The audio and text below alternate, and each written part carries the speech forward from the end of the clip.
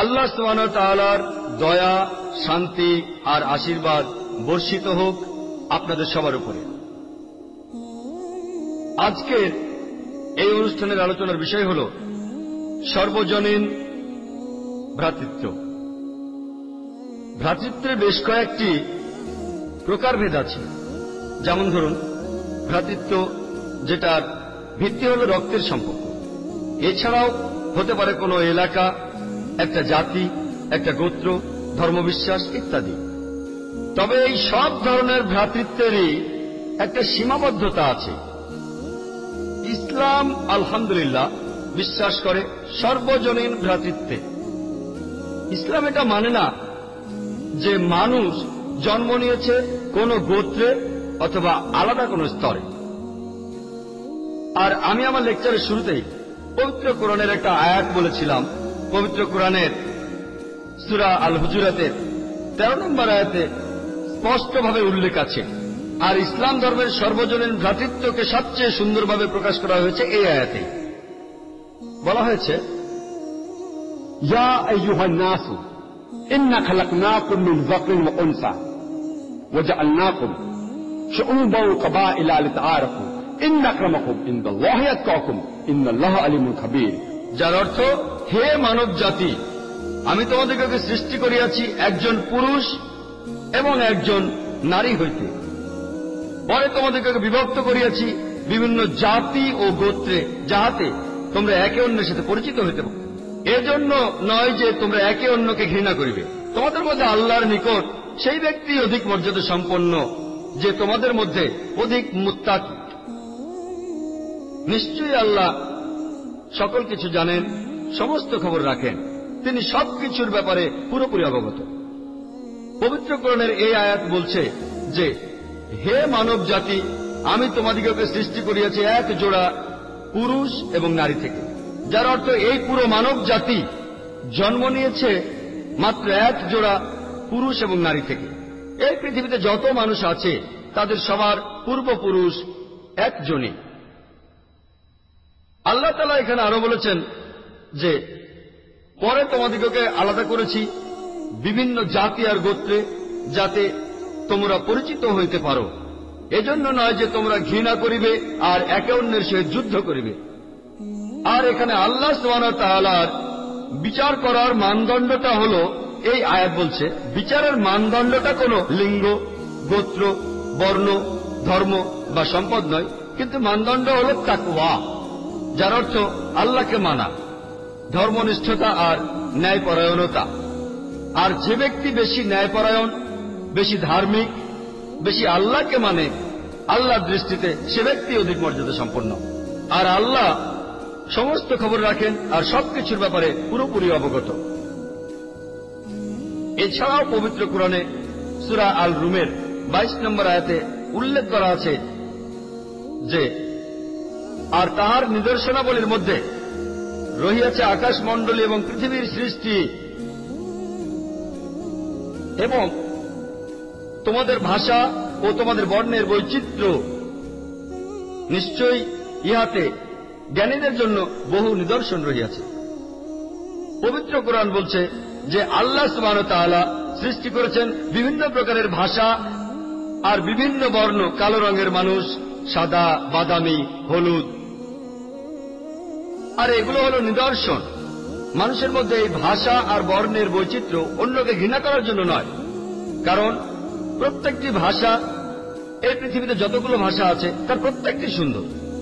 আপনার হাসি লাগতে পারে যদি ভাষাটা অন্যরকম লাগে। যদি আগে ভাষাটা না শুনে থাকেন তাহলে হাস্যকর লাগতে পারে, কিন্তু যে মানুষগুলো ওই ভাষায় কথা বলে তাদের কাছে এটাই পৃথিবীর সবচেয়ে সুন্দর ভাষা। তাই আল্লাহ বলেছেন, তিনি সৃষ্টি করেছেন বিভিন্ন প্রকারের ভাষা আর বর্ণ, যাতে করে তোমরা একে অন্যের সাথে পরিচিত হওয়ার সুযোগ পাও। আর পবিত্র কোরআনে সূরা আল ইসরার 70 নম্বর আয়াতে উল্লেখ আছে যে, ওয়ালাকাদ কাররামনা বানি আদম, যে আল্লাহ সুবহানাহু ওয়া তাআলা সর্বশক্তিমান ঈশ্বর আদমের সন্তানদের মর্যাদা দান করেছেন। আল্লাহ এটা বলেননি যে তিনি মর্যাদা দান করেছেন শুধু আরবদের অথবা আমেরিকানদের অথবা কোনো বিশেষ জাতিকে। বরং সর্বশক্তিমান আল্লাহ মর্যাদা দিয়েছেন আদম আলাইহিস সালামের সব সন্তানকে, সে যাই হোক, জাতি, গোত্র, বর্ণ, ধর্ম বা লিঙ্গ।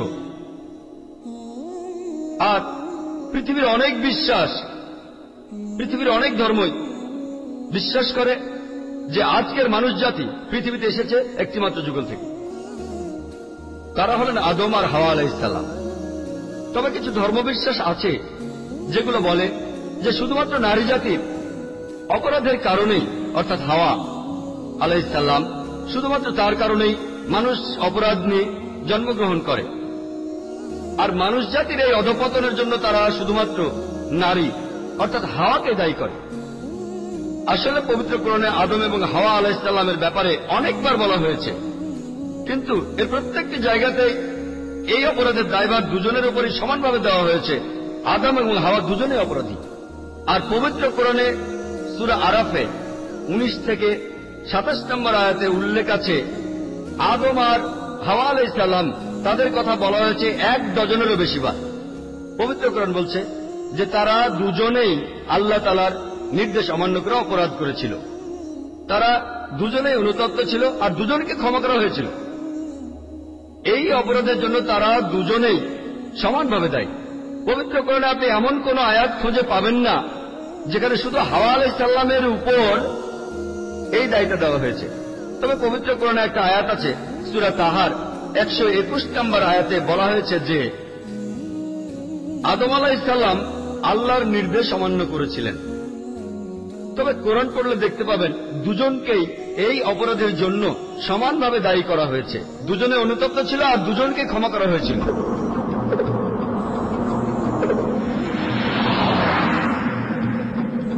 আর কিছু ধর্মবিশ্বাস এখানে বলছে যে যেহেতু হাওয়া আল্লাহর নির্দেশ অমান্য করেছিলেন আর মানুষ জাতির অপরাধের জন্য দায়ী, যেটার সাথে ইসলাম একমত না, আল্লাহ তাআলা নারীদের অভিশাপ দিয়েছেন আর বলেছেন যে তারা প্রসব বেদনা অনুভব করবে। অর্থাৎ কারো কারো মতে গর্ভধারণ একটা অভিশাপ, আর এই কথার সাথে ইসলাম একমত না। এবং পবিত্র কোরআন পড়লে আপনারা জানতে পারবেন সূরা নিসার 1 নম্বর আয়াতে বলা হয়েছে যে গর্ভ তোমাকে ধারণ করে তাকে শ্রদ্ধা করো। ইসলাম ধর্মে গর্ভধারণ কোন নারীকে ছোট করে না, তাকে আরো বড় করে। পবিত্র কোরআনে সূরা লোকমানের 14 নম্বর আয়াতে উল্লেখ আছে যে হে মানব জাতি, আমি তোমাদের পিতামাতার প্রতি সদাচরণের নির্দেশ দিয়েছি। কষ্টের পর কষ্ট বরণ জননী সন্তানকে গর্ভে ধারণ করে এবং তার দুধ ছাড়ানো হয় 2 বৎসর বয়সে। এছাড়াও পবিত্র কোরআনে সূরা আহকাফের 15 নম্বর আয়াতে আছে আমি মানুষকে তার পিতামাতার প্রতি সদয় ব্যবহারের নির্দেশ দিয়েছি। কষ্টের সাথে জননী তাহাকে গর্ভে ধারণ করে এবং কষ্টের সাথে জননী তাহাকে জন্ম দেয়। গর্ভধারণ নারীকে বড় করে, কখনোই তাকে ছোট করে না। আর ইসলাম ধর্মে পুরুষ এবং নারী উভয়ই সমান। এছাড়া একটি হাদিস অনুযায়ী, যার উল্লেখ আছে সহিহ বুখারীতে 8 নম্বর খণ্ডে বুক অব আদাবের 2য় অধ্যায়ের 2 নম্বর হাদিস, একবার এক লোক আমাদের মহানবী সাল্লাল্লাহু আলাইহি সাল্লামের কাছে, নবীজির কাছে গেলেন আর প্রশ্ন করলেন এই পৃথিবীতে আমি কাকে সবচাইতে বেশি ভালোবাসবো আর সহমর্মিতা জানাবো? নবীজি উত্তরে বললেন তোমার মা। লোকটা প্রশ্ন করল এরপর কাকে? নবীজি বললেন তোমার মা। লোকটা আবার প্রশ্ন করল তারপর কাকে জানাবো? নবীজি তৃতীয়বারের মতো উত্তর দিলেন তোমার মাকে। লোকটি আবার প্রশ্ন করল এরপর কাকে জানাবো? তখন নবীজি বললেন তোমার বাবা। এক কথায় 75% ভালোবাসা, সন্তানের 4 ভাগের 3 ভাগ ভালোবাসা আর সহমর্মিতার দাবিদার হলেন মা। 25% অর্থাৎ 4 ভাগের 1 ভাগ ভালোবাসার দাবিদার বাবা। আরেক কথায় আমাদের মা গোল্ড মেডেল পাচ্ছেন, সিলভার মেডেল পাচ্ছেন, এমনকি ব্রোঞ্জটাও পাচ্ছেন। বাবাকে এখানে সন্তুষ্ট থাকতে হচ্ছে শুধু একটা সান্ত্বনা পুরস্কার নিয়ে। এই হলো ইসলামের শিক্ষা। ইসলাম ধর্মে পুরুষ এবং নারী সমান, কিন্তু সমান হওয়া মানে একই রকম কোনো কিছু নয়। অনেকের মধ্যে ভুল ধারণা আছে, বিশেষ করে যখন ইসলামে নারীদের নিয়ে কথা বলা হয়। অনেক মুসলিম আর অমুসলিমের এটা নিয়ে ভুল ধারণা আছে। এই ভুল ধারণাগুলো দূর করা যায় যদি আপনারা ঠিকভাবে কোরআন আর সহিহ হাদিস পড়েন। আমি আগেই বলেছি পুরুষ এবং নারী উভয়ই সমান। তবে সমান হওয়া মানে একই রকম কোনো কিছু নয়। আপনাদের একটা উদাহরণ দেই, যে ধরুন একটা ক্লাসে কিছু ছাত্র আছে, দুজন ছাত্র, ধরুন এ আর বি, তারা দুজনেই প্রথম হলো, আর তারা দুজনেই 100-র মধ্যে 80 নম্বর পেল। কিন্তু আপনি যদি পরীক্ষার খাতা দেখেন, মনে করেন 10টা প্রশ্ন ছিল, প্রত্যেকটা তো 10 নম্বর করে। প্রথম প্রশ্নে যার নাম এ, সে 10-এ 9 পেল, যার নাম বি, সে পেল 10-এর মধ্যে 7। তাহলে 1 নম্বর প্রশ্নে যার নাম এ, সে বি এর চাইতে সুবিধাজনক অবস্থানে আছে। 2 নম্বর প্রশ্নে যার নাম বি, সে 10-এ পেল 9, আর যার নাম এ, সে পেল 10-এ 7। তাহলে 2 নম্বর প্রশ্নে যার নাম বি, সে এবার থাকলো কিছুটা সুবিধাজনক অবস্থানে। এর পরের 8টা প্রশ্নেই দুজনেই 10-এর ভেতর 8 পেল। এখন যদি এই দুজনের সবগুলো প্রশ্নের নম্বর যোগ করেন, দুজনেই 100-র মধ্যে পেল 80। যদি ভালো করে দেখেন, এ আর বি এই দুজন ছাত্রই সব মিলিয়ে সমান। কিছু কিছু প্রশ্নে এ কিছুটা সুবিধাজনক অবস্থানে আছে, কিছু কিছু প্রশ্নের উত্তরে বি কিছুটা সুবিধাজনক অবস্থানে আছে, কিন্তু সব মিলিয়ে দুজনই সমান। একইভাবে ইসলাম ধর্মে পুরুষ এবং নারী উভয়ই সমান। ইসলাম ধর্মে ভ্রাতৃত্ব শুধু একথাই বলে না যে পুরুষ আর নারী উভয়ই সমান। ইসলামের সর্বজনীন ভ্রাতৃত্ব বলে যে জাতি, গোত্র, ধর্মের পাশাপাশি পুরুষ আর নারীও সব মিলিয়ে সমান। ইসলামে পুরুষ এবং নারী সমান। তবে কিছু কিছু ক্ষেত্রে পুরুষ সুবিধাজনক অবস্থানে আছে, কিছু ক্ষেত্রে নারী সুবিধাজনক অবস্থানে আছে, তবে সব মিলিয়ে তারা দুজনেই সমান। যেমন ধরুন, যদি আমার ঘরে ডাকাত এসে ঢোকে, আমি একথা বলবো না যে আমি নারীর অধিকারে বিশ্বাস করি, আমি নারী স্বাধীনতায় বিশ্বাস করি, আর তাই আমার বোন, আমার স্ত্রী, আমার মা গিয়ে ডাকাতের সাথে যুদ্ধ করবে। কারণ আল্লাহ পবিত্র কোরআনে সূরা নিসা 34 নম্বর আয়াতে বলেছেন যে আল্লাহ সুবহানাহু ওয়া তাআলা পুরুষকে নারীর চেয়ে বেশি শক্তি দিয়েছেন, অর্থাৎ পুরুষের শক্তি নারীর চেয়ে বেশি। তাহলে শক্তির কথা বলা হলে পুরুষ সুবিধাজনক অবস্থানে আছে। যেহেতু তাদের শক্তি বেশি দেওয়া হয়েছে, তাই পুরুষের দায়িত্ব হল নারীকে রক্ষা করা। এখানে পুরুষ আছে সুবিধাজনক অবস্থানে। ভালোবাসা আর সহমর্মিতার কথা বলা হলে বাবা মার প্রতি সন্তানের ভালোবাসা, নারী কিছুটা সুবিধাজনক অবস্থানে আছে। আমি আগেই বলেছিলাম যে মা 3 গুণ বেশি ভালোবাসা আর সহমর্মিতা পান বাবার তুলনায়। এখানে নারী সুবিধাজনক অবস্থানে। তবে সব মিলিয়ে আপনি দেখবেন যে নারী আর পুরুষ ইসলাম সমান। আর বিস্তারিত জানার জন্য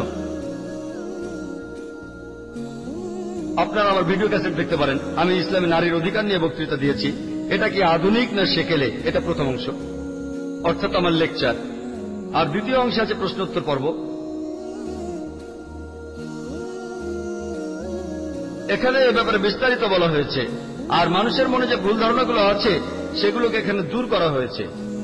আর এই লেকচারে আমি নারী জাতির অধিকারগুলোকে ইসলাম অনুযায়ী 6 ভাগে ভাগ করেছি।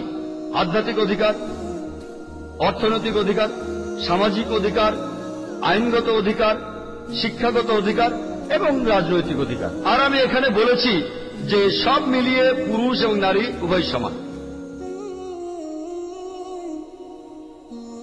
ইসলামের সর্বশক্তিমান স্রষ্টার ধারণা, আল্লাহ তাআলার ধারণা এমন নয় যে সর্বশক্তিমান স্রষ্টা আল্লাহ সুবহানাহু ওয়া তাআলা হলেন একজন দেবতা কোন বিশেষ জাতির কাছে অথবা বিশেষ কিছু লোকের কাছে।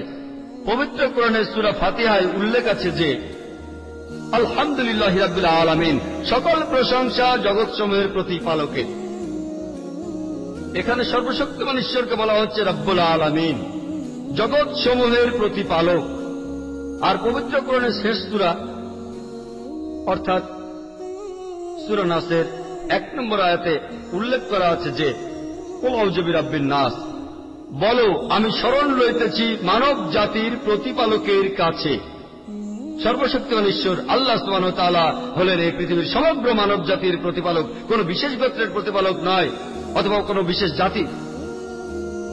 আর পবিত্র কোরআনে এমন অনেক আয়াত আছে যেখানে শুরুতেই বলা হচ্ছে ইয়া আইয়ুহান নাস, হে মানব জাতি, ইয়া আইয়ুহান নাস, হে মানব জাতি, ইয়া আইয়ুহান নাস, হে মানব জাতি। আর আমি আমার লেকচারের শুরুতে পবিত্র কোরআনের একটা আয়াত বলেছিলাম যার শুরুতেই ছিল ইয়া আইয়ুহান নাস, হে মানব জাতি। আর আল্লাহ তাআলার পবিত্র কোরআনে সূরা আল বাকারার 168 নম্বর আয়াতে উল্লেখ আছে যে ইয়া আইয়ুহান নাস, হে মানব জাতি, পৃথিবীতে যাহা কিছু বৈধ ও পবিত্র খাদ্যবস্তু তাহা তোমরা আহার করো এবং শয়তানের পদাঙ্ক অনুসরণ করিও না, কারণ নিশ্চয়ই সে তোমাদের প্রকাশ্য শত্রু। ইসলামে পৃথিবীর সর্বজনীন ভ্রাতৃত্ব বজায় রাখার জন্য রয়েছে একটি নৈতিক অনুশাসন, রয়েছে একটি নৈতিক নিয়ম, আর এই অনুশাসনে পৃথিবীতে সর্বজনীন ভ্রাতৃত্ব বজায় রাখা সম্ভব পুরো বিশ্ব ব্রহ্মাণ্ডে। পবিত্র কোরআনে সূরা মাইদার 32 নম্বর আয়াতে উল্লেখ আছে যে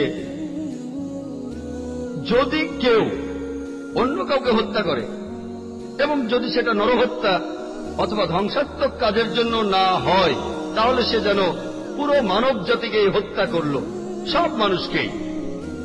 আর যদি কোনো ব্যক্তি কারো জীবন বাঁচায়, তাহলে সে যেন পুরো মানব জাতিকেই বাঁচালো, সব মানুষকেই। পবিত্র কোরআন বলছে যদি কোনো লোক কোনো মানুষকে হত্যা করে, হোক সে মুসলিম বা অমুসলিম, সে যাই হোক, তার জাতি বা গোত্র বা বর্ণ বা ধর্ম, যদি কেউ অন্য কোনো মানুষকে হত্যা করে আর এটা যদি নরহত্যার অপরাধ অথবা ধ্বংসাত্মক কাজের জন্য না হয়, তাহলে সে যেন পুরো মানব জাতিকে হত্যা করবে। আর কেউ যদি কোনো মানুষের জীবন বাঁচায়, হোক সে মুসলিম বা অমুসলিম, যে কোনো গোত্র বর্ণ বা ধর্মের, তাহলে সে যেন পুরো মানব জাতিকে বাঁচালো। পবিত্র কোরআনে এরকম অনেক নৈতিক আচরণের কথা বলা আছে, যাতে করে সর্বজনীন ভ্রাতৃত্ব বজায় থাকে পুরো বিশ্ব জগতে। পবিত্র কোরআন বলছে যে কারো ডাকাতি করা উচিত না, এটা একটা অপরাধ, এটা একটা অন্যায়। ইসলামের জাকাতের একটা নিয়ম রয়েছে, যে কোনো একজন ধনী ব্যক্তি যার কাছে তার নিসার অপেক্ষা বেশি সম্পদ আছে, 85 গ্রাম সোনা, সেই ধনী ব্যক্তি তখন সেই সম্পদের 2.5% প্রতি আরবি হিজরি সালে দান করবে। যদি পৃথিবীর প্রত্যেকটি মানুষ জাকাত দিত, তাহলে এই পৃথিবীতে দারিদ্র্য বলে কিছু থাকতো না, তাহলে এই পৃথিবীতে একজন মানুষও অনাহারে মারা যেত না। পবিত্র কোরআনে এরকম অনেক নৈতিক আচরণের কথা বলা আছে, যাতে করে সর্বজনীন ভ্রাতৃত্ব বজায় থাকে পুরো বিশ্ব জগতে।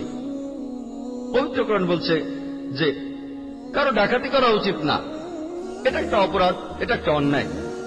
ইসলামের জাকাতের একটা নিয়ম রয়েছে, যে কোনো একজন ধনী ব্যক্তি যার কাছে তার নিসার অপেক্ষা বেশি সম্পদ আছে, 85 গ্রাম সোনা, সেই ধনী ব্যক্তি তখন সেই সম্পদের 2.5% প্রতি আরবি হিজরি সালে দান করবে। যদি পৃথিবীর প্রত্যেকটি মানুষ জাকাত দিত, তাহলে এই পৃথিবীতে দারিদ্র্য বলে কিছু থাকতো না, তাহলে এই পৃথিবীতে একজন মানুষও অনাহারে মারা যেত না। পবিত্র কোরআন বলছে তোমার প্রতিবেশীকে ভালোবাসো এবং সাহায্য করো। পবিত্র কোরআনে সূরা মাউনের 1 থেকে 7 নম্বর আয়াতে উল্লেখ আছে যে আরাইতাল্লাযী ইউকাযযিবু বিদ্দীন ফাযালিকাল্লাযী ইয়াদু'উল ইয়াতীম ওয়া লা ইয়াহুদ্দু আলা তা'আমিল মিসকিন ফাওয়াইলুল লিল মুসাল্লিন আল্লাযীনা হুম আন সালাতিহিম সাহুন আল্লাযীনা হুম ইউরাউন ওয়া ইয়ামনাউনাল মাউন। তুমি কি দেখিয়াছ তাহাকে, যে ব্যক্তি কর্মফলকে অস্বীকার করে এবং যে ইয়াতীমকে রূঢ়ভাবে তাড়াইয়া দেয় এবং যে অভাবগ্রস্তকে খাদ্যদানে উৎসাহ দেয় না। দুর্ভোগ তাহাদের যাহারা সালাত সম্পর্কে উদাসীন, দুর্ভোগ তাহাদের যাহারা লোক দেখানোর জন্য উহা করে এবং গৃহস্থালীর প্রয়োজনীয় ছোটখাটো সাহায্য দানে বিরত থাকে। পবিত্র কোরআন বলছে যে দুর্ভোগ তাহাদের যাহারা গৃহস্থালীর ছোটখাটো কাজেও কাউকে সাহায্য করে না। আর আমাদের প্রিয় নবী মুহাম্মদ সাল্লাল্লাহু আলাইহি সাল্লাম বলেছেন যে সেই ব্যক্তি মুসলমান নয় যে তার প্রতিবেশীদের অনাহারে রেখে নিজে ভরপেটে শুয়ে থাকে। তার অর্থ, কোন ব্যক্তি যদি ভরপেটে ঘরে ঘুমিয়ে থাকে, অর্থাৎ সে ভালো খাবার খায় আর তার প্রতিবেশী ক্ষুধার্ত থাকে, সে ব্যক্তি আল্লাহ এবং রাসূলের নির্দেশ মেনে চলে না। পবিত্র কোরআন বলছে যে তোমরা অমিতব্যয়ী হও না। আল্লাহ তাআলা পবিত্র কোরআনের সূরা ইসরায় 26 এবং 27 নম্বর আয়াতে উল্লেখ করেছেন যে তোমার সম্পদের অপব্যয় করিও না একজন অমিতব্যয়ী লোকের মতো, কারণ নিশ্চয়ই অপব্যয়কারী অমিতব্যয়ী লোক হল শয়তানের ভাই। আপনি যদি অপব্যয়ী হন, তাহলে অবশ্যই আপনি সর্বজনের ভ্রাতৃত্বের আঘাত ঘটাবেন। কারণ স্বাভাবিকভাবেই যদি কেউ অপব্যয় করে তাতে করে বিদ্বেষ তৈরি হয় আর শত্রুতা তৈরি হয়। এতে করে ভাইদের মধ্যে ঈর্ষা জন্মায়। একজন মানুষ ডাকাতি করবে না, সে অন্যের উপকার করবে, সে তার প্রতিবেশীদের সাহায্য করবে। এই সবগুলোই হল পবিত্র কোরআন অনুযায়ী নৈতিক আচরণ। কোরআনের পরে আরো বলছে যে তোমরা ঘুষ দেবে না। পবিত্র কোরআনে সূরা বাকারার 188 নম্বর আয়াতে উল্লেখ আছে যে তোমরা একে অন্যের সম্পদ গ্রাস করিও না এবং পেশ করিও না উহা বিচারকদের নিকট, যাহাতে তোমরা অন্য মানুষের সম্পদ অন্যায়ভাবে গ্রাস করো। অর্থাৎ তোমাদের সম্পদ ব্যবহার করে বিচারকদের ঘুষ দিও না, যাতে করে তোমরা অন্য মানুষের সম্পত্তি গ্রাস করতে পারো। আপনার ভাইয়ের সম্পত্তি গ্রাস করাটাকে ইসলাম মেনে নেয় না।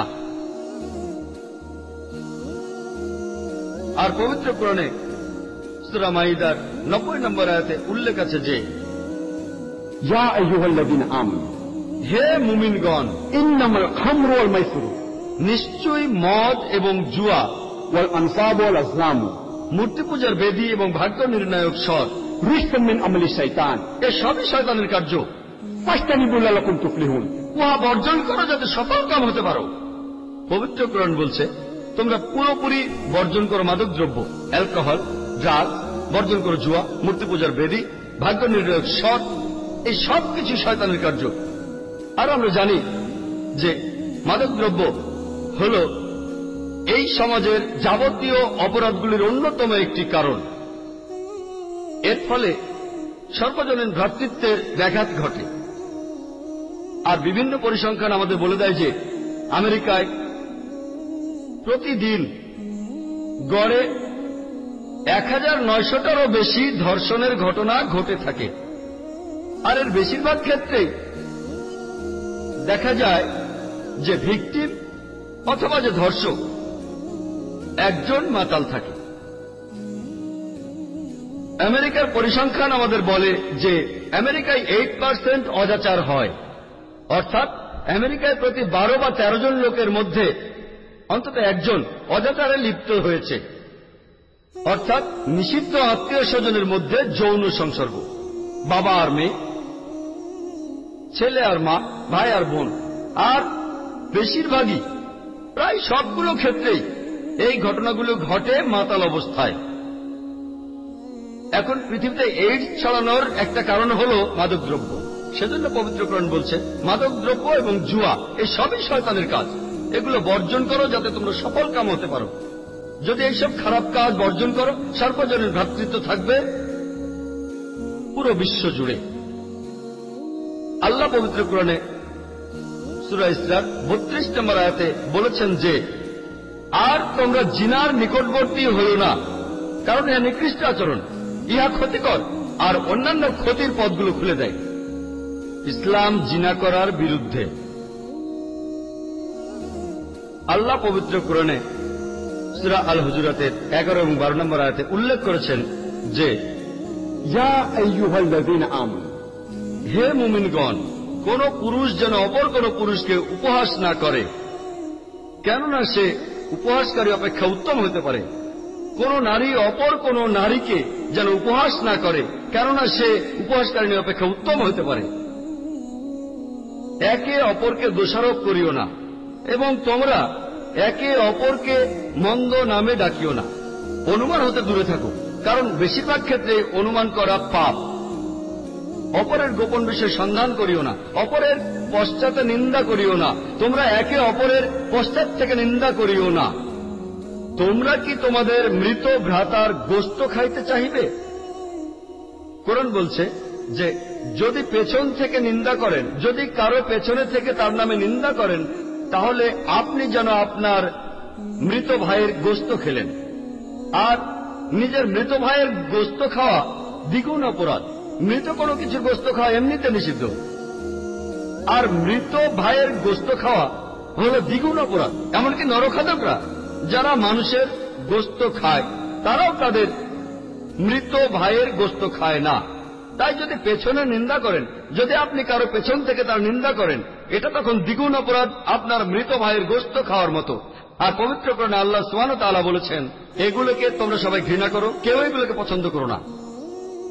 পবিত্র কোরআনে সূরা হুমাজার 1 নম্বর আয়াতে উল্লেখ আছে যে ওয়াইলুল লিকুল্লি হুমাযাতিল লুমাযা, দুর্ভোগ প্রত্যেকের যে পশ্চাতে ও সম্মুখে অন্য লোকের নিন্দা করে।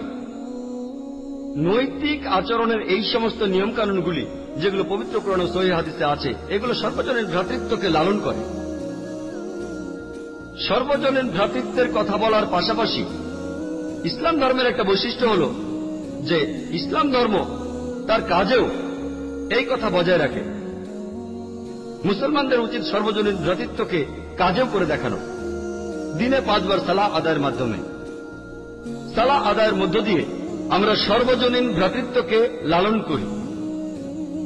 এছাড়াও সহিহ বুখারীর প্রথম খণ্ডে বুক অব আজানে 75 নম্বর অধ্যায়ের 692 নম্বর হাদিসে উল্লেখ আছে, হযরত আনাস রাদিয়াল্লাহু তাআলা আনহু বলেছেন যে আমরা যখন সালাহ আদায় করতাম, পাশের লোকের কাঁধের সাথে আমাদের কাঁধ লেগে যেত, আমাদের পা পাশের জনের পায়ে লাগত।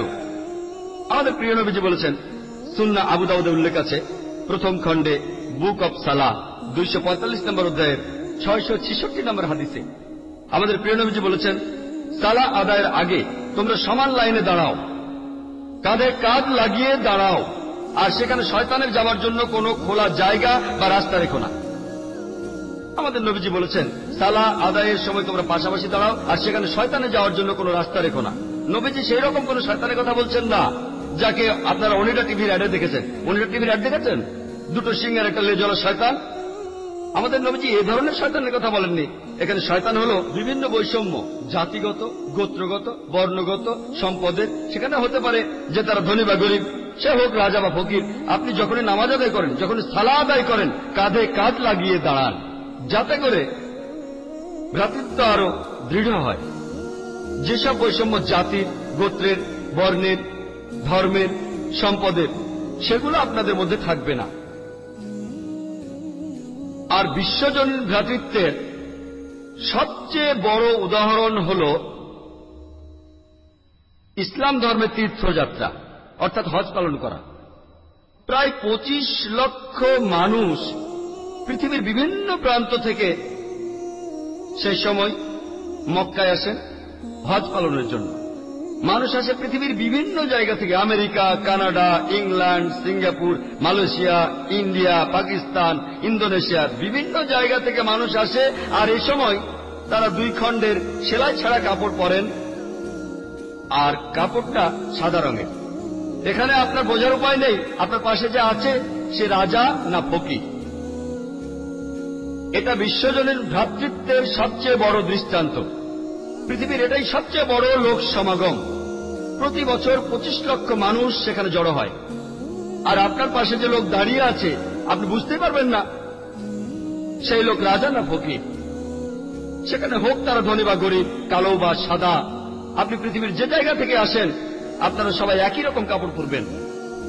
আর আমাদের প্রিয় নবী মুহাম্মদ সাল্লাল্লাহু আলাইহি ওয়াসাল্লাম বেশ কিছু হজের সময় বলেছেন যে ঈশ্বর কেবলমাত্র একজনই, আর একজন আরব কখনোই একজন অনারবের চেয়ে বড় নয়, অথবা একজন অনারব একজন আরবের চেয়ে কখনো বড় নয়।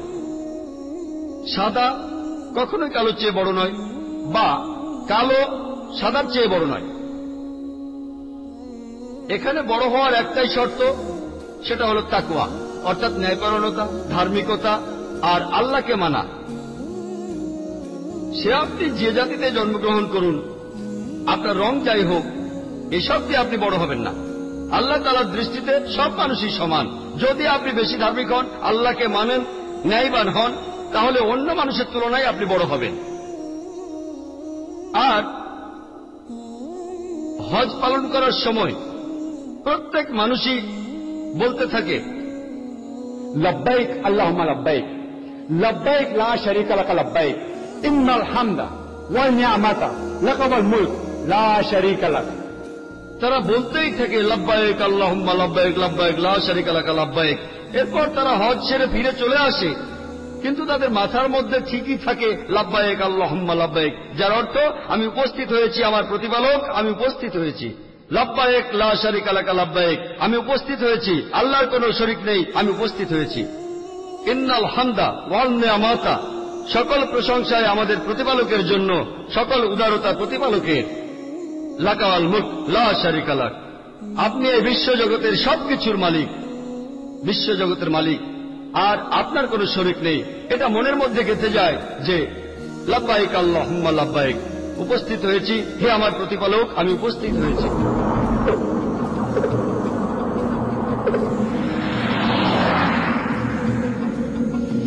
আর ইসলামে ধর্মবিশ্বাসের মূল কথা হল বিশ্বাস করা এই বিশ্ব জগতের সৃষ্টিকর্তা আর রক্ষাকর্তা কেবলমাত্র একজনই, শুধুমাত্র তাকেই উপাসনা করা উচিত।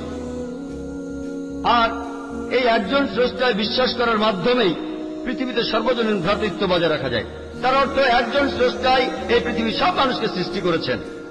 এখানে হোক সে ধনী বা গরিব, হোক পুরুষ বা নারী, হোক সাদা বা কালো, আপনার গোত্র বর্ণ ধর্ম যাই হোক না কেন, আমরা সব মানুষই সমান, কারণ আমাদের বানিয়েছেন শুধুমাত্র একজন স্রষ্টা, একজন সৃষ্টিকর্তা, সর্বশক্তিমান আল্লাহ।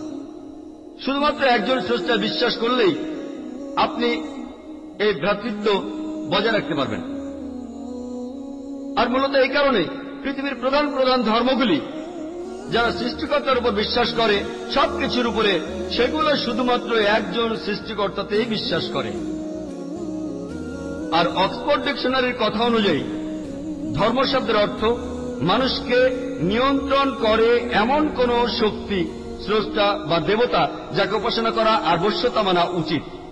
এক কথায়, যদি কোনো ধর্মকে ভালোভাবে বুঝতে চান, আপনাকে তাহলে বুঝতে হবে সেই ধর্মের সৃষ্টিকর্তার ধারণাটাকে। আর পৃথিবীর কোন ধর্মের ঈশ্বরকে যদি আপনি ভালোভাবে বুঝতে চান, তাহলে আপনি সেই ধর্মের অনুসারীদের কাজগুলো দেখবেন না, কারণ অনেক অনুসারী আছে যারা নিজেরাই জানে না তাদের ধর্মগ্রন্থ কোন সৃষ্টিকর্তার কথা বলছে। এখানে সবচেয়ে ভালো উপায় হল সেই বিশেষ ধর্মের ধর্মগ্রন্থগুলিতে সৃষ্টিকর্তার কথা কিভাবে বলেছে। আর আল্লাহ পবিত্র কোরআনে সূরা আল ইমরানের 64 নম্বর আয়াতে বলেছেন যে, কুল ইয়া আহলাল কিতাব, বলো হে কিতাবীগণ, তাআলাউ ইলা কালিমাতিন সাওয়াইন বাইনানা ওয়া বাইনাকুম, এসো সেই কথায় যাহা তোমাদের এবং আমাদের মধ্যে একই। এখানে প্রথম কথাটা কি? আল্লা না'বুদা ইল্লাল্লাহ, আমরা আল্লাহ ব্যতীত কাহার ইবাদত করি না, ওয়া লা নুশরিকা বিহি শাইয়্যা, আমরা কোনো কিছুকে তাহার শরীক করি না, ওয়া লা ইয়াত্তাখিযা বা'দুনা বা'দান আরবাবান মিন দুনিল্লাহ, যে আমাদের কেহ কাহাকেও আল্লাহ ব্যতীত রব হিসেবে গ্রহণ করি না। ফাইনতাবাল্লা, যদি তাহারা মুখ ফিরে এলয়, তাকুলু শাদু, তোমরা সাক্ষী থাকো বিআন্না মুসলিমুন, অবশ্যই আমরা মুসলমান, আমাদের ইচ্ছাকে আল্লাহর কাছে সমর্পণ করি।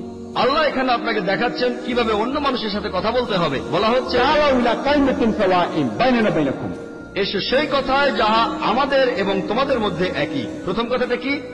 আল্লা না'বুদা ইল্লাল্লাহ, আমরা আল্লাহ ব্যতীত কাহার ইবাদত করি না, ওয়া লা নুশরিকা বিহি শাইয়্যা, আমরা কোনো কিছুকে তাহার শরীক করি না।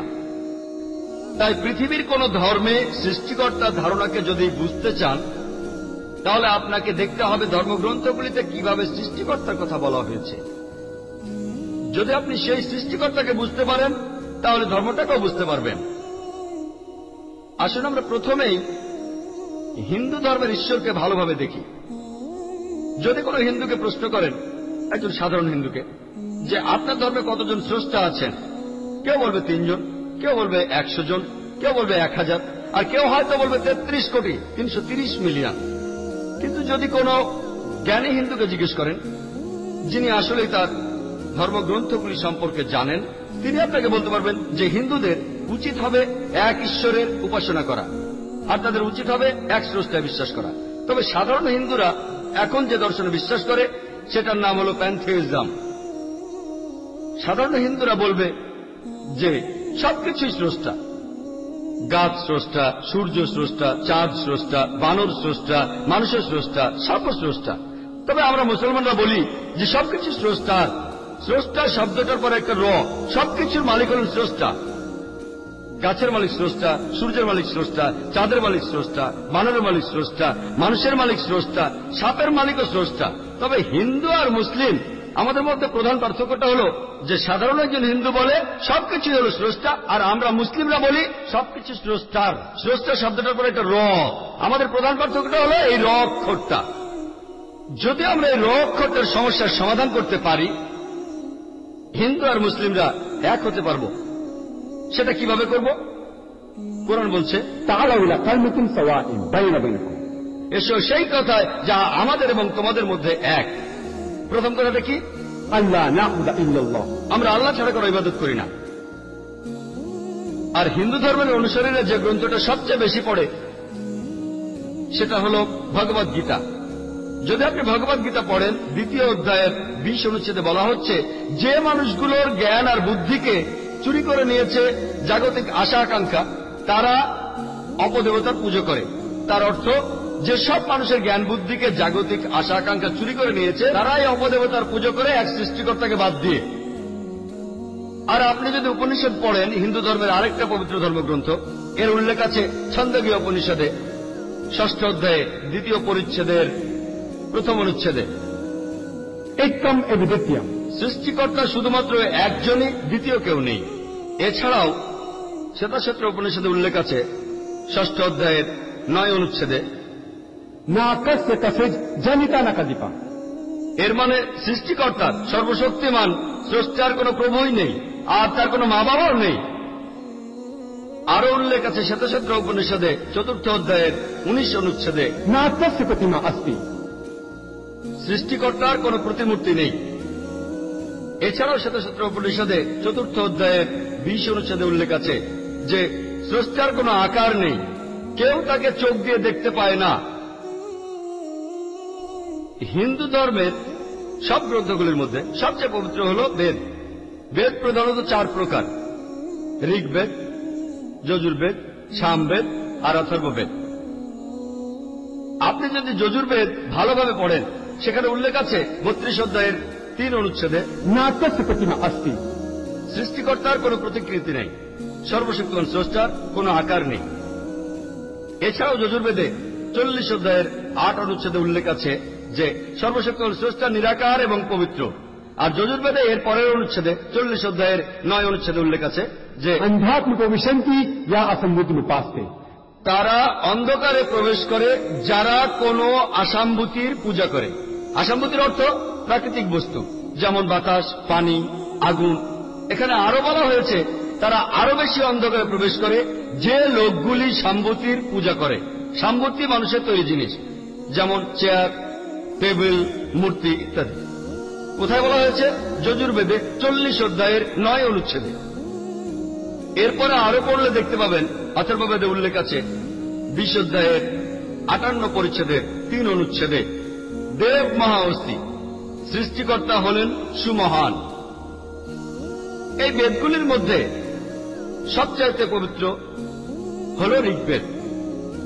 ঋগ্বেদে উল্লেখ আছে 1 নম্বর গ্রন্থে 164 পরিচ্ছেদের 46 নম্বর অনুচ্ছেদে যে জ্ঞানীরা এবং বুদ্ধিমান লোকেরা তাদের এক সৃষ্টিকর্তাকে অনেক নামে ডেকে থাকেন।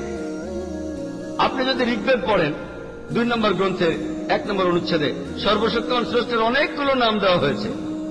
সেগুলোর মধ্যে একটি ঋগ্বেদে উল্লেখ করা আছে 2য় গ্রন্থে 1ম পরিচ্ছেদের 3 নম্বর অনুচ্ছেদে, ব্রহ্মা। যদি আপনি ব্রহ্মা শব্দটার ইংরেজি করেন, সেটা দাঁড়াবে সৃষ্টিকর্তা। যদি শব্দটার আরবি করেন, সেটার অর্থ খালিক। আমাদের মুসলমানদের কোনো আপত্তি থাকবে না যদি কোনো লোক সর্বশক্তিমান স্রষ্টাকে বলে খালিক বা সৃষ্টিকর্তা অথবা ব্রহ্মা। কিন্তু যদি কেউ বলে যে ব্রহ্মা হল সর্বশক্তিমান স্রষ্টা, যার 4টা মাথা আছে, প্রত্যেক মাথায় একটা করে মুকুট আছে, আমরা মুসলমানরা এতে প্রবল আপত্তি জানাবো। এছাড়াও এভাবে আপনি শ্বেতাক্ষেত্র উপনিষদের বিরুদ্ধে যাচ্ছেন। 6ষ্ঠ অধ্যায়ের 9 নম্বর অনুচ্ছেদে বলা হয়েছে नाकस्य प्रतिमा अस्ति সৃষ্টিকর্তার কোনো প্রতিমা নেই। আপনি এখানে সৃষ্টিকর্তাকে আকার দিচ্ছেন। আরো একটা সুন্দর নাম বলা হয়েছে ঋগ্বেদে 2য় গ্রন্থে 1ম পরিচ্ছেদের 3 নম্বর শ্লোকে, সেটা বিষ্ণু। যদি আপনি বিষ্ণু শব্দটার ইংরেজি করেন, শব্দটার একটা অর্থ দাঁড়ায় রক্ষাকর্তা, পালনকর্তা। যদি শব্দটার আরবি করেন, তার অর্থ হল রব। আমাদের কোনো আপত্তি নেই যদি কেউ সর্বশক্তিমান স্রষ্টাকে বলে রব বা রক্ষাকর্তা বা পালনকর্তা বা বিষ্ণু। কিন্তু যদি কেউ বলে বিষ্ণু হল সেই সৃষ্টিকর্তা যার 4টা হাত আছে, তার একটা হাতে আছে চক্র, একটা চাকা, আর একটা হাতে আছে পদ্ম, আমরা মুসলিমরা এতে প্রবল আপত্তি জানাব। এছাড়াও আপনি সর্বশক্তিমান স্রষ্টাকে একটা আকার দিচ্ছেন, যজুর্বেদের বিরুদ্ধে যাচ্ছেন। 32 অধ্যায় 3 অনুচ্ছেদে উল্লেখ আছে না তস্য প্রতিমা আস্তি। সৃষ্টিকর্তার কোন প্রতিমূর্তি নেই। এছাড়াও ঋগ্বেদে বলা হয়েছে 1 অধ্যায়ের 1 অনুচ্ছেদে মা চিদনুদি সংসদ, শুধু তাকেই বন্দনা করা উচিত, একমাত্র তাকেই উপাসনা করো। ঋগ্বেদে উল্লেখ করা আছে 6 অধ্যায়ের 45 পরিচ্ছেদের 16 অনুচ্ছেদে যা এক মুষ্টিহি, ঈশ্বর মাত্র একজনই, শুধু তারই উপাসনা করো। আর ব্রহ্মাসূত্র, যেটা হলো হিন্দু ধর্মের মূল বিশ্বাস, সেটা বলছে একম ব্রহ্ম দুষ্টা নাস্তে, মিয়া নাস্তে কিঞ্চন। ভগবান এক ही है, दूसरा नहीं है, नहीं है, नहीं है, जरा भी नहीं है। স্রষ্টা মাত্র একজনই, দ্বিতীয় কেউ নেই, কেউ নেই, কেউ নেই, আর কখনো কেউ ছিলও না। আপনি যদি হিন্দু ধর্মগ্রন্থগুলো পড়েন, আপনি তাহলে হিন্দু ধর্মের সৃষ্টিকর্তার ধারণাকে ভালোভাবে বুঝতে পারবেন। ومن آياته الليل والنهار والشمس والقمر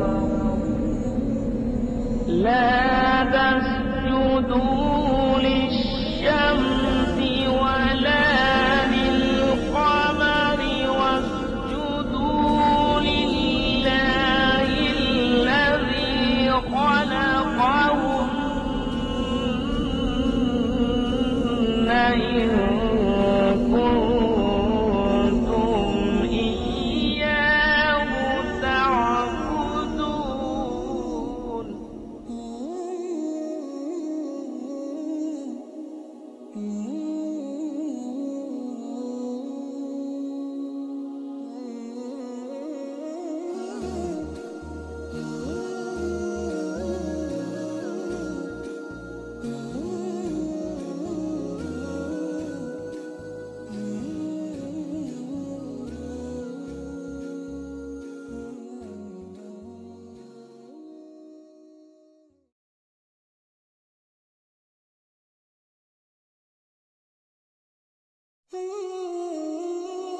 Scientists are not eliminating God, they're eliminating models of God. You learn Sanskrit, go back to your scripture, go back to your Vedas and realize that God is one. Division in Islam is prohibited. We understand the concept of God in Hinduism. Quran is the most positive book. Every day, more than 3,000 fetuses are being aborted in India after they identified that they're females. According to the statistics of 1996, US Department of Justice, 2,713 women are being raped every day. Every 32 seconds, one woman is being raped. I've been raped in US until the time I'm here. Islam has the solution to the problems of the West. Islam doesn't believe in division. Islam, besides speaking of good things, it shows you a way how to implement those good things. Hinduism says you should not rob, Christianity says you should not rob, Islam says you should not rob. So what's the difference between Islam and the other religions? For their own benefit, there are certain human beings who don't want peace to prevail. Islam means peace acquired by submitting your will to Allah subhanahu wa ta'ala.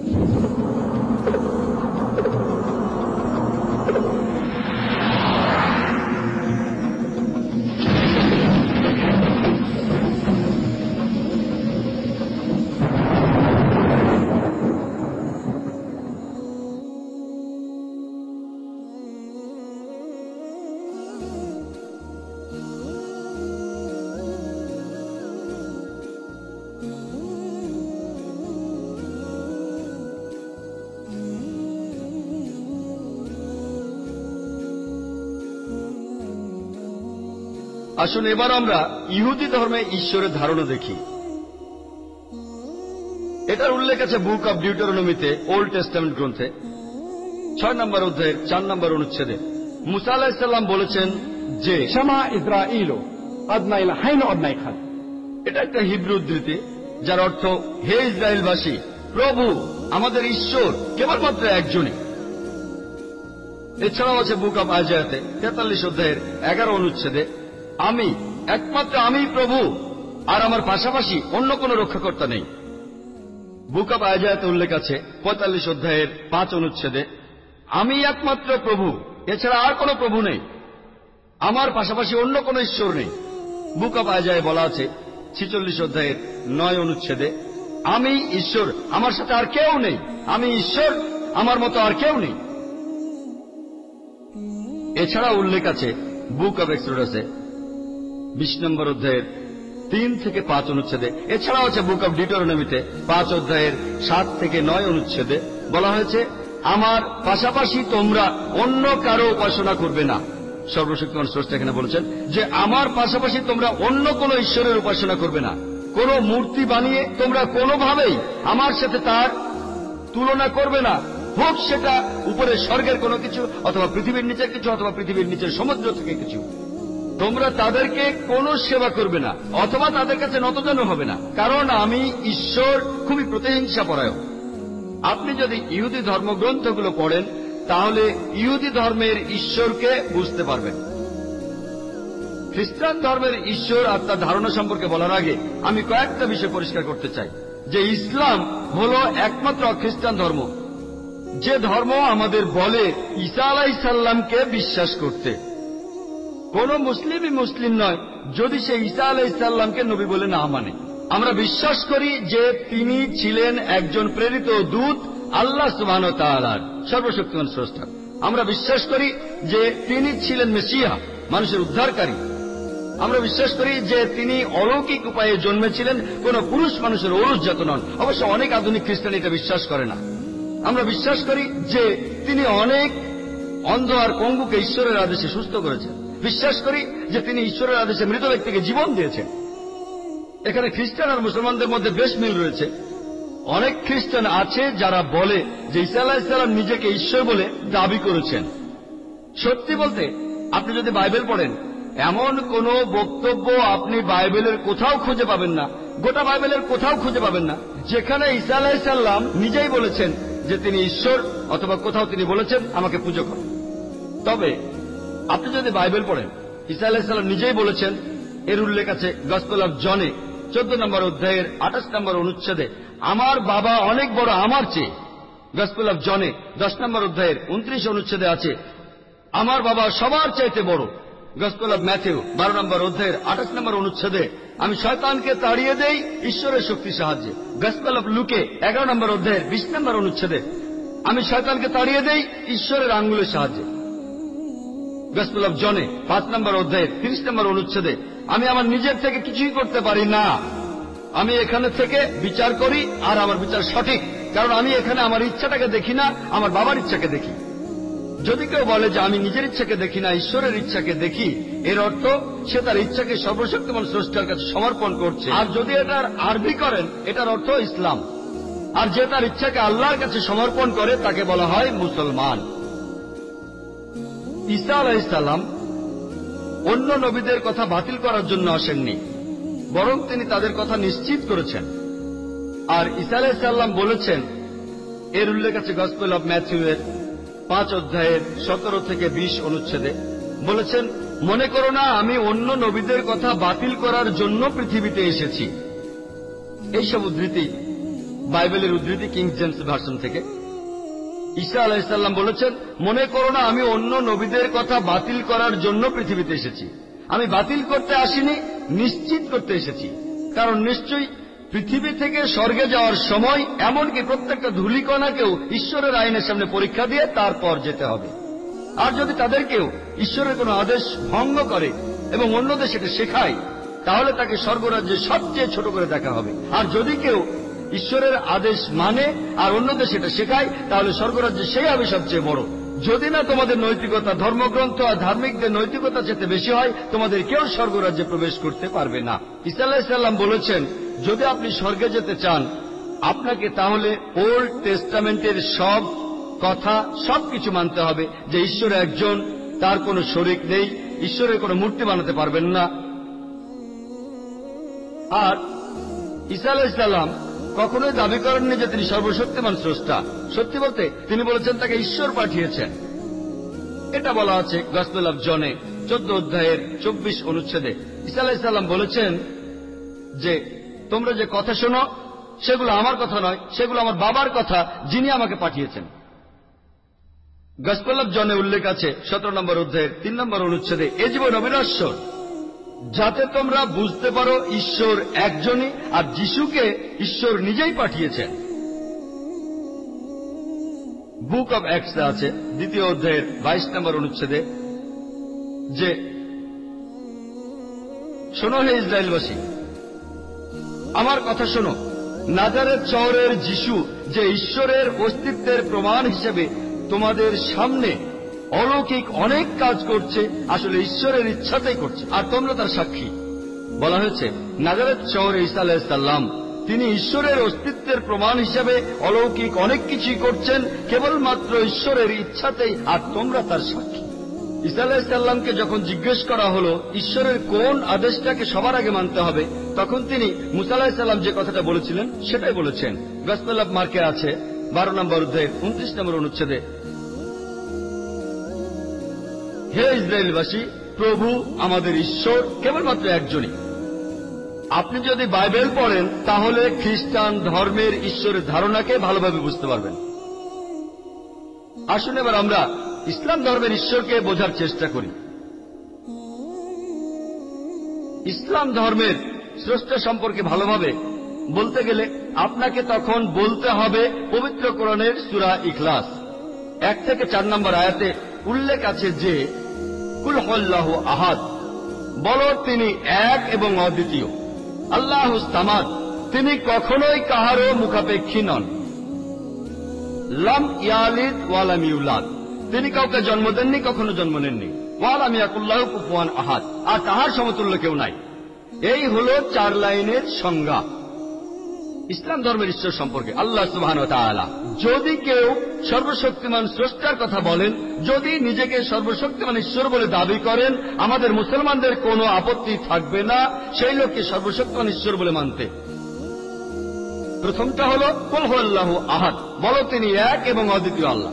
দ্বিতীয়টা হলো আল্লাহুস সামাদ, তিনি কাহারও মুখাপেক্ষী নন। তৃতীয়টা লাম ইয়ালিদ ওয়া লাম ইউলাদ, তিনি কাউকে জন্ম দেননি, কখনো জন্ম নেননি। আর চতুর্থটা ওয়া লাম ইয়াকুল লাহু কুফুয়ান আহাদ, আর তাহার সমতুল্য কেউ নাই। এই সূরা ইখলাস কোরআনের 112 নম্বর সূরা। এটা হলো থিওলজির পরশ পাথর। থিও অর্থ ঈশ্বর, লজি অর্থ জ্ঞান। সূরা ইখলাস পবিত্র কোরআনের 112 নম্বর সূরা। এটা হলো ঈশ্বরকে চেনার পরশ পাথর। এখন যদি কোনো লোক নিজেকে ঈশ্বর বলে দাবি করে, যদি সেই লোক এই 4 লাইনের সংজ্ঞার সাথে মিলে যায়, আমরা তাকে ঈশ্বর বলে মানব। আর সর্বজনীন ভ্রাতৃত্ব বজায় রাখার জন্য এটা আবশ্যিক যে আপনি বিশ্বাস করবেন মাত্র একজন ঈশ্বরে। তাই যদি কেউ নিজেকে ঈশ্বর বলে দাবি করে, যদি সেই লোক এই 4 লাইনের সংজ্ঞার সাথে মিলে যায়, আমরা মুসলমানরা বিনা দ্বিধায় মেনে নেব সেই লোক ঈশ্বর। আপনারা জানেন এখন অনেক লোকই নিজেদের ঈশ্বর বলে দাবি করছে। আসলে আমরা দেখি তারা এই পরীক্ষায় পাশ করতে পারে কিনা। আর এই ধরনের লোকগুলোর মধ্যে একজন হল ভগবান রজনীশ। আপনারা জানেন যে কিছু মানুষ তাকে সর্বশক্তিমান ঈশ্বর বলে মানেন। একবার আমার লেকচারের সময় প্রশ্নোত্তর পর্বে সেখানে আমাদের একজন হিন্দু বন্ধু ছিলেন, যিনি বলেছিলেন যে হিন্দুরা ভগবান রজনীশকে ঈশ্বর বলে মানে না। আমি বলেছিলাম এই কথাটা আমি মানি, আমি হিন্দু ধর্মগ্রন্থ পড়েছি, সেই ধর্মের কোথাও লেখা নেই যে ভগবান রজনীশ ঈশ্বর। তাই আমি বলেছি কিছু মানুষ, ধরুন ভগবান রজনীশ একজন ঈশ্বর। আমি জানি যে হিন্দু ধর্মের অনুসারীরা ভগবান রজনীশকে ঈশ্বর মানেন না। আসুন আমরা তার দাবিকে পরীক্ষা করে দেখি যে ভগবান রজনীশ সর্বশক্তিমান ঈশ্বর কিনা। প্রথম পরীক্ষাটা হল কুল হুয়াল্লাহু আহাদ, বলো তিনি আল্লাহ এক অদ্বিতীয়। ভগবান রজনীশ কি এক আর অদ্বিতীয়? আমরা জানি পৃথিবীতে অনেক মানুষই আছে যারা নিজেদের ঈশ্বর বলে দাবি করছে। বিশেষ করে এই দেশে অনেক লোক নিজেকে ঈশ্বর বলে দাবি করছে। সে কি এক আর অদ্বিতীয়? কিন্তু তার ভক্তরা বলবে যে না, তিনি এক আর অদ্বিতীয়। এর পরের পরীক্ষাটা করি আল্লাহুস সামাদ, তিনি কারো মুখাপেক্ষী নন। ভগবান রজনীশ কি কারো মুখাপেক্ষী ছিল না? আমরা তার জীবনী পড়ে জানতে পারি তিনি অ্যাজমার রোগী ছিলেন, পিঠে প্রচন্ড ব্যথা ছিল, আর ছিল ডায়াবেটিস মেলাইটিস। তিনি বলেছিলেন আমেরিকার সরকার যখন তাকে অ্যারেস্ট করে তখন তাকে স্লো পয়জনিং করা হয়েছিল। চিন্তা করে, সর্বশক্তিমান ঈশ্বরের উপর স্লো পয়জনিং। তৃতীয় পরীক্ষা হল লাম ইয়ালিদ ওয়া লাম ইউলাদ, তিনি কাউকে জন্ম দেননি, কখনো জন্ম নেননি। আর আমরা জানি তার জীবনী থেকে যে রজনীশ মধ্যপ্রদেশে জন্মেছিলেন, তার একজন বাবা আর একজন মা ছিল, তারাও পরে রজনীশের ভক্ত হয়। আর তারপরে 1981 সালে রজনীশ আমেরিকায় গিয়ে হাজার হাজার আমেরিকানকে ভক্ত বানিয়ে ফেলেন। আর সেখানে অরিগন প্রদেশে তিনি একটা গ্রাম বানালেন যেটার নাম রজনীশপুরম। এরপরে আমেরিকান সরকার তাকে অ্যারেস্ট করে এবং জেলখানায় রাখে। আর 1985 সালে তাকে ফেরত পাঠানো হয়, তাকে আমেরিকা থেকে বের করে দেওয়া হয়। তিনি তারপর ইন্ডিয়াতে আসেন 1985 সালে, পুনা শহরে গেলেন। সেখানে তিনি বানালেন একটা আশ্রম, ওশো কমিউন। আপনারা সেখানে গেলে দেখবেন তার সমাধির উপর খোদাই করে লেখা আছে যে ভগবান রজনীশ, ওশো রজনীশ কখনো জন্মাননি, কখনো মরেননি, তবে পৃথিবীতে ভ্রমণ করেছেন 1931 সালের 11 ডিসেম্বর থেকে 1990 এর 19 জানুয়ারি পর্যন্ত। তার সমাধিতে এটা উল্লেখ করা হয়নি যে পৃথিবীর 21টা দেশ তাকে ভিসা দেয়নি। চিন্তা করেন, সর্বশক্তিমান ঈশ্বর পৃথিবীতে ভ্রমণ করছে আর তার ভিসার প্রয়োজন হয়।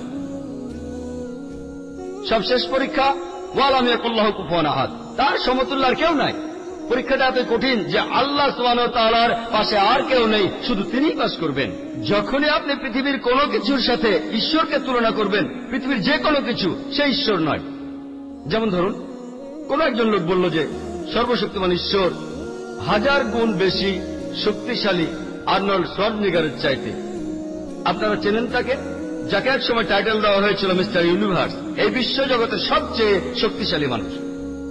যদি কেউ বলে সর্বশক্তিমান ঈশ্বর 1000 গুণ বেশি শক্তিশালী আর্নল্ড শোয়ার্জনেগারের চেয়ে, যখনই আপনি পৃথিবীর কোনো কিছুর সাথে ঈশ্বরকে তুলনা করবেন, হোক সেটা আর্নল্ড শোয়ার্জনেগার বা কিং কং বা দারা সিং, হোক সেটা 1000 গুণ বেশি বা লক্ষ গুণ বেশি, যখনই আপনি ঈশ্বরকে তুলনা করবেন পৃথিবীর কোনো কিছুর সাথে, সে সর্বশক্তিমান ঈশ্বর নয়। ওয়ালাম ইয়াকুল্লাহু কুফুয়ান আহাদ, তার সমতুল্য কেউ নাই। ঈশ্বর সম্পর্কে 4 লাইনের এই সংজ্ঞা রয়েছে পবিত্র কোরআনে। এটাই হলো পরশপাথর ঈশ্বরকে চেনা।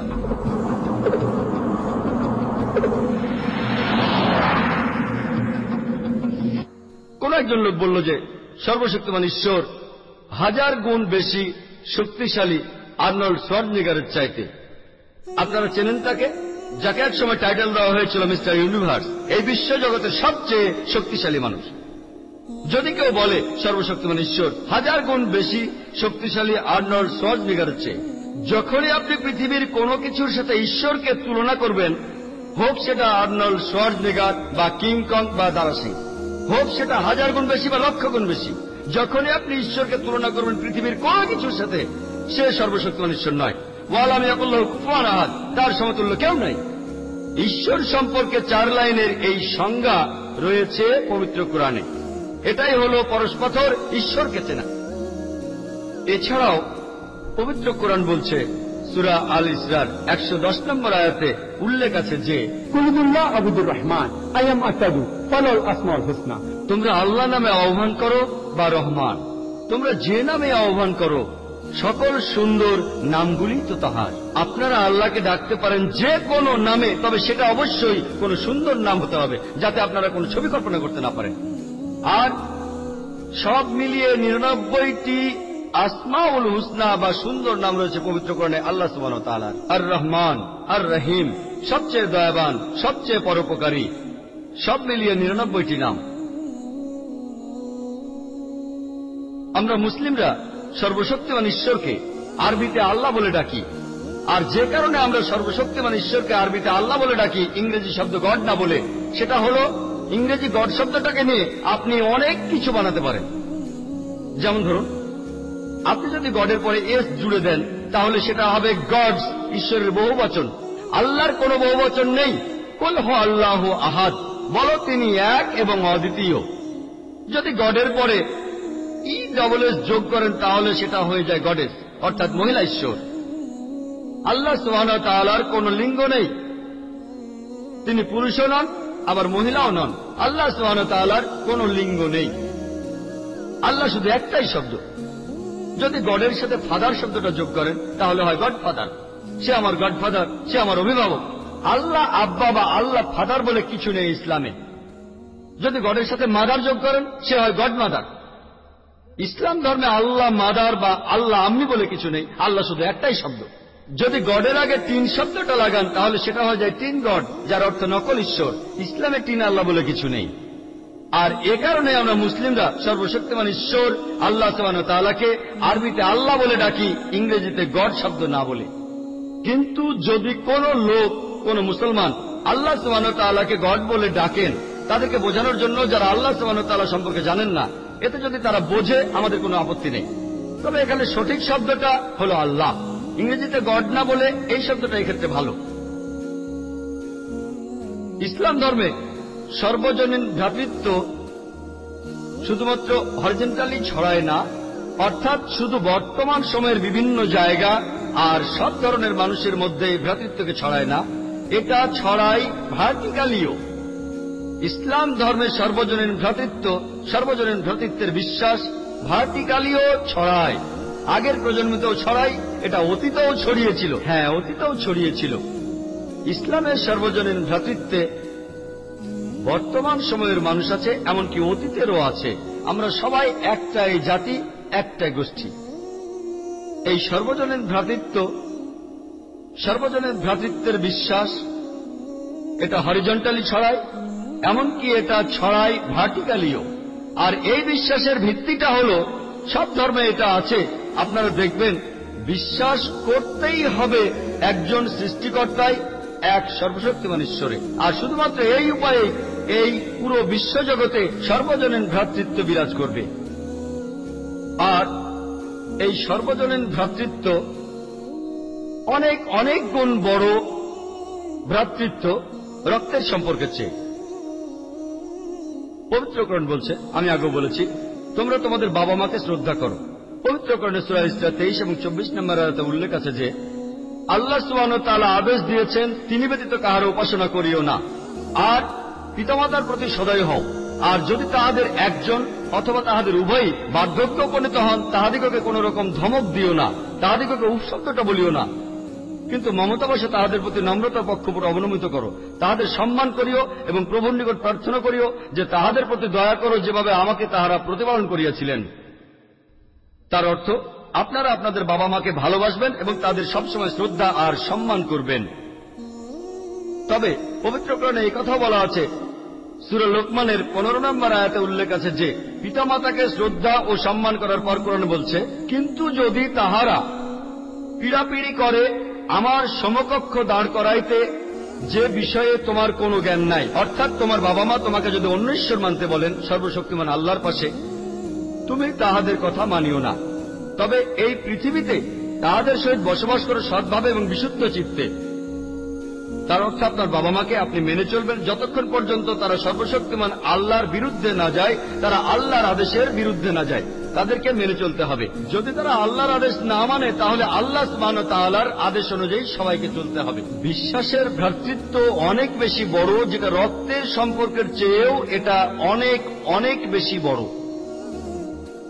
পবিত্র কোরআন সূরা তাওবার 24 নম্বর আয়াতে উল্লেখ আছে যে कुल इन कान आबाउकुम যদি তোমাদের কাছে তোমাদের পিতা, व अबनाउकुम তোমাদের সন্তান, व इखवानुकुम তোমাদের ভ্রাতা, व अज़वाजुकुम তোমাদের জীবন সঙ্গী, তোমাদের স্বামী বা স্ত্রী, व अशीरतुकुम তোমাদের স্বগোষ্ঠী। আল্লাহ প্রশ্ন করেছেন কোন জিনিস তোমাদের অধিক প্রিয়? তোমাদের পিতা, তোমাদের সন্তান, তোমাদের ভাই, তোমাদের জীবন সঙ্গী, স্বামী অথবা স্ত্রী, অথবা তোমাদের আত্মীয় স্বজন, কোনটা তোমাদের বেশি প্রিয়? তোমাদের বাবা, তোমাদের সন্তান, তোমাদের ভ্রাতা, তোমাদের জীবন সঙ্গী, স্বামী বা স্ত্রী, কোনটা বেশি প্রিয়? व अमवाल इख्तरफ्तमुहा व तिजारत तखशौन कसादहा व मसाकिन तर्दौनहा। তোমরা যে সম্পদ সংগ্রহ করছো, যে ব্যবসা পরিচালনা করছো, যে বাসস্থানে তোমরা থাকো, আল্লাহ বলছেন কোনটা তোমাদের কাছে বেশি প্রিয়? কি তোমাদের কাছে প্রিয়? আল্লাহ বলছেন যে अहब्ब इलैकुम मिनल्लाहि व रसूलिहि व जिहादिन फी साबिलिहि। যদি এগুলো বেশি ভালোবাসো আল্লাহর চাইতে, রাসূলের চাইতে এবং জিহাদের চাইতে, আল্লাহর পথে সংগ্রামের চাইতে। আল্লাহ বলছেন, যদি তোমার বাবা মা তোমাকে আল্লাহ তাআলার বিরুদ্ধে যেতে বলে, তোমাকে ডাকাতি করতে বলে, মানুষ ঠকাতে বলে, ঘুষ নিতে বলে, অন্য মানুষকে খুন করতে বলে বিনা কারণে, যদি আপনার পিতামাতা আপনাকে আল্লাহ সুবহানাহু ওয়া তাআলার আদেশের বিপক্ষে যেতে বলে, হোক তারা আপনার সন্তান, হোক তারা আপনার ভাই বা আপনার জীবন সঙ্গী বা আত্মীয় স্বজন, অথবা আপনি যদি আল্লাহর বিরুদ্ধে এমন কোনো কাজ করেন আপনার সম্পদ বাড়ানোর জন্য, আপনি যে ব্যবসা করেন, যে ঘরে আপনি বাস করেন, আল্লাহ বলছেন যদি এই 8টি জিনিসকে আল্লাহ, তার রাসূল আর জিহাদের চেয়ে বেশি ভালোবাসেন, আল্লাহ বলছেন فتربصوا অপেক্ষা করো, حتى يأتي الله بأمره والله لا يهدي القوم الفاسقين। অপেক্ষা করো তোমাদের উপর আল্লাহর বিধান আসা পর্যন্ত, অপেক্ষা করো আল্লাহ তোমাদের ধ্বংস করা পর্যন্ত। والله لا يهدي القوم الفاسقين। আল্লাহ সৎ ত্যাগীকে পথ প্রদর্শন করেন না। যখন বিশ্বাসের ভ্রাতৃত্ব নিয়ে কথা হচ্ছে, এটা রক্তের সম্পর্কের চেয়ে অনেক বেশি বড়। আর এরপরে পবিত্র কোরআনে সূরা আল নিসার 135 নম্বর আয়াতে উল্লেখ আছে যে ইয়া আইয়ুহাল্লাযিনা আমানু, হে মুমিনগণ, তোমরা ন্যায় বিচারে দৃঢ় প্রতিষ্ঠিত থাকিবে সাক্ষী স্বরূপ আল্লাহ সুবহানাহু ওয়া তাআলার। যদিও ইয়া তোমাদের বিরুদ্ধে যায়, পিতামাতার বিরুদ্ধে যায়, আত্মীয় স্বজনের বিরুদ্ধে যায়, সে বিত্তবান হোক বা বিত্তহীন, আল্লাহ উভয়েরই ঘনিষ্ঠতর। অর্থাৎ আপনি যদি ন্যায় বিচারের পক্ষ নেন, যদি আপনি শাহাদা দেন, যদি আপনি সাক্ষ্য দেন আল্লাহ সুবহানাহু ওয়া তাআলার নামে, আল্লাহ বলেছেন ন্যায় বিচারের পক্ষে দাঁড়াও, যদি এতে নিজেদের বিরুদ্ধে বলতে হয়, তোমার বাবা মায়ের বিরুদ্ধে, আত্মীয় স্বজনের বিরুদ্ধে। এখানে সেই মানুষগুলো ধনী হোক বা গরিব হোক, আল্লাহ সবারই কাছাকাছি থাকেন। তার অর্থ যখন ন্যায় বিচারের কথা আসছে, যখন সত্যের কথা আসছে, ন্যায় বিচার রক্তের সম্পর্কের চেয়ে অনেক গুণ বেশি বড়। এই বিশ্বাসের ভ্রাতৃত্ব পৃথিবীর অন্য সব ধরনের ভ্রাতৃত্বের চেয়ে অনেক বেশি বড়। আর এই বিশ্বাসের ভ্রাতৃত্ব, সর্বজনীন ভ্রাতৃত্ব, যে মূল ভিত্তিটার উপর দাঁড়িয়ে আছে সেটা হল মাত্র একজন ঈশ্বরে বিশ্বাস করা, একজন সর্বশক্তিমান ঈশ্বর, একজন আল্লাহ সুবহানাহু ওয়া তাআলা, যে কথাটা সবগুলো ধর্মেই বলা হয়েছে। আর পবিত্র কোরআন বলছে, যেটা আমি আগেও বলেছিলাম, সূরা আল ইমরানের 64 নম্বর আয়াতে উল্লেখ আছে যে تعالوا إلى كلمة سواء بيننا وبينكم এসো সেই কথায় যাহা আমাদের এবং তোমাদের মধ্যে এক। প্রথম কথাটা কি? ألا نعبد إلا الله। আল্লাহ ছাড়া আমরা কারো ইবাদত করি না। শুধুমাত্র একজন সৃষ্টিকর্তাকে বিশ্বাস করাটা যথেষ্ট নয়, আপনাদের উপাসনা করতে হবে মাত্র একজন সর্বশক্তিমানকে। যদি আপনি একজন ঈশ্বরকে বিশ্বাস আর উপাসনা করেন, এক ঈশ্বর, তাহলে সর্বজনীন ভ্রাতৃত্ব বজায় থাকবে। একজন সৃষ্টিকর্তা বিশ্বাস না করলে মানব জাতির এই ভ্রাতৃত্ব থাকবে না, পুরো পৃথিবীতেই থাকবে না। আর পবিত্র কোরআনে সূরা আনামের 108 নম্বর আয়াতে উল্লেখ আছে যে তাহাদিগকে তোমরা গালি দিও না, তাহাদিগকে গালি দিও না আল্লাহকে ছাড়িয়া তাহারা যাহাদিগকে ডাকে, কেননা অজ্ঞানতা বশত তাহারা গালি দিবে আল্লাহ সুবহানাহু ওয়া তাআলাকে। আমি এখন আমার লেকচার শেষ করব পবিত্র কোরআনের একটা উদ্ধৃতি দিয়ে।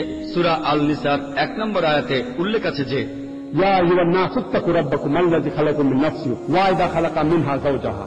যে হে মানব জাতি, তোমাদের প্রতিপালককে ভয় করো, যিনি তোমাদের সৃষ্টি করিয়াছেন এক ব্যক্তি হইতে, আর তাহা হইতে তাহার স্ত্রী সৃষ্টি করিয়াছেন, আর তাহাদের দুজন হইতে বহু নরনারী ছড়াইয়া দেন। ওয়া আখির দাওয়ানা আলহামদুলিল্লাহি রাব্বিল আলামিন।